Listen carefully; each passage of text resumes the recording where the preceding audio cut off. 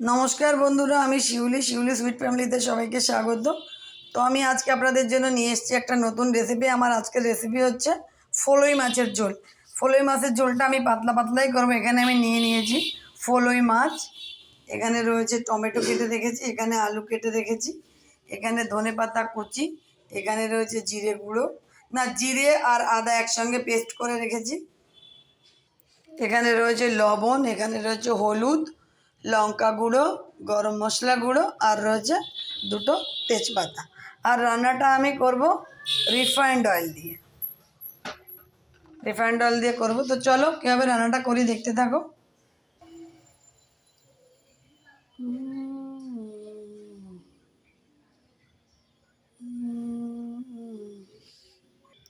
তো বন্ধুরা, আমি প্রথমে নুন হলুদ মেখে নেব মাছগুলোতে। দেখো, আমি প্রথমে দিয়ে দিচ্ছি হাফ চামচি মতো হলুদ, নুন, তারপর দিয়ে দিচ্ছি হাফ চামচি মতো হলুদ, ভালো করে মেখে নেব। তো দেখো বন্ধুরা, আমি মাছে নুন হলুদ মাখিয়ে নিয়েছি।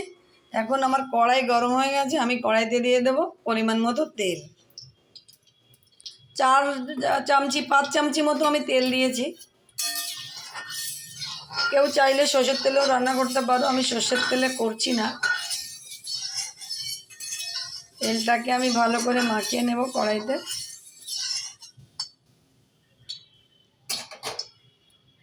তো দেখো, আমার তেলটা গরম হয়ে গেছে, এখন আমি আস্তে আস্তে মাছগুলোকে দিয়ে দেব।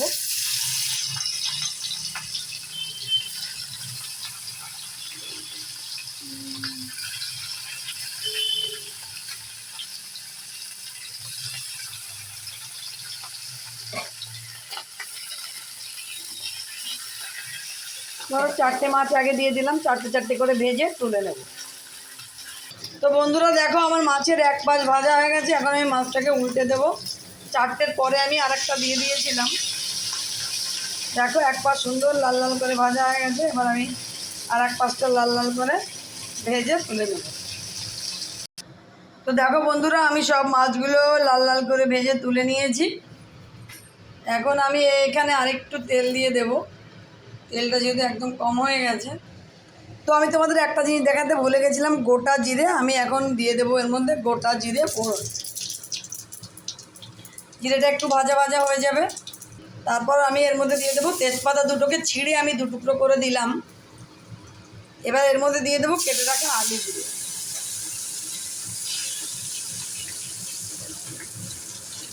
আলুগুলোকে আমি একটু ভেজে নেব।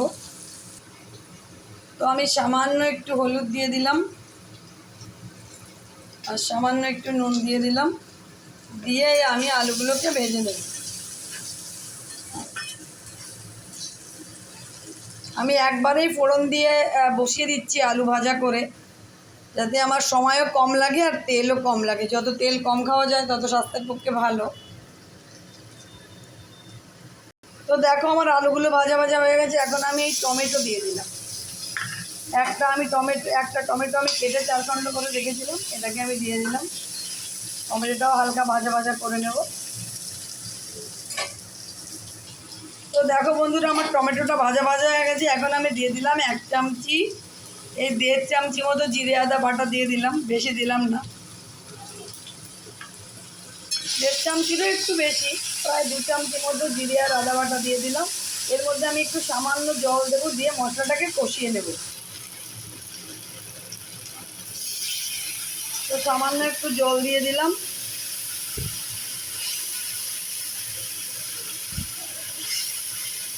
দিয়ে আমি মশলাটাকে ভালো করে কষিয়ে নেব।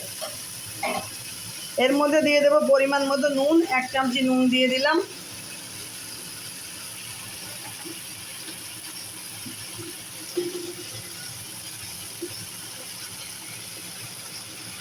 এক চামচি হলুদ দিয়ে দিলাম। আমি নুন, হলুদ, জিরে আদা বাটা দিয়ে ভালো করে মশলাটাকে কষিয়ে নেব যতক্ষণ না তেল ছেড়ে দেয়। তো দেখো বন্ধুরা, আমার মশলাটা কষানো হয়ে গেছে, তেলও ছেড়ে দিয়েছে, যদিও আমি অনেক বেশি তেল দিইনি। তো এখন আমি দিয়ে দেবো পরিমাণ মতো জল।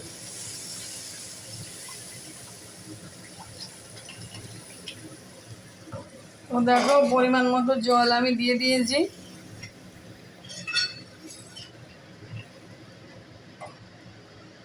আর এর মধ্যে দিয়ে দেব 1 চামচি মতো লঙ্কা গুঁড়ো।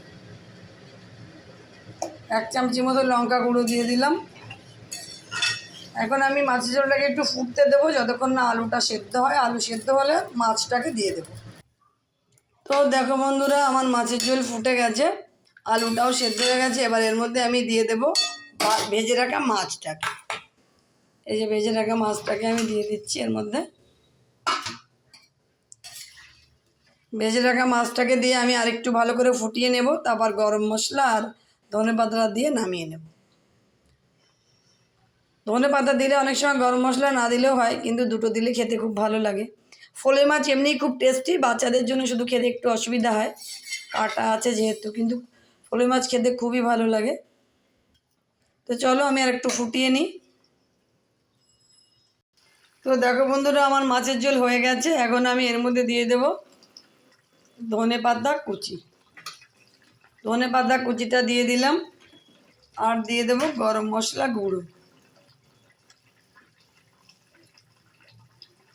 1/2 চামচি মতো গরম মশলা গুঁড়ো দিয়ে দিলাম। এখন আমি ভালো করে মিক্স করে নেব। গ্যাসটাকে আমি অফ করে দিলাম।